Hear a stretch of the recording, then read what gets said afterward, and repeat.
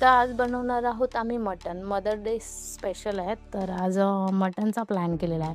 तर मटणचे छोटे-छोटे पीसेस वगैरे कट करून घ्यायचे. नंतर कांदा, टोमॅटो, कोथिंबीर फोडणीसाठी कापायचं. मस्त मटण वॉश करून घ्यायचं. एका टोपामध्ये तेल गरम करायचं. त्याच्यामध्ये टोमॅटो, कांदा, कोथिंबीर, सॉल्ट वगैरे टाकायचं. मटण शिजायला ठेवायचं. पाणी जोपर्यंत आटते तोपर्यंत शिजवायचं. त्याच्यानंतर एका साईडला गरम पाणी ठेवायचं त्याच्यामध्ये ओतण्यासाठी. मग ते गरम पाणी ओतल्यानंतर चांगलं मटण शिजून द्यायचं. मग दुसऱ्या एका टोपामध्ये वाटणाचा जो मसाला आहे तेल टाकायचं. वाटणाचा जो मसाला आहे तो मी पूर्ण व्हिडिओमध्ये तुम्हाला दाखवलेच आहे.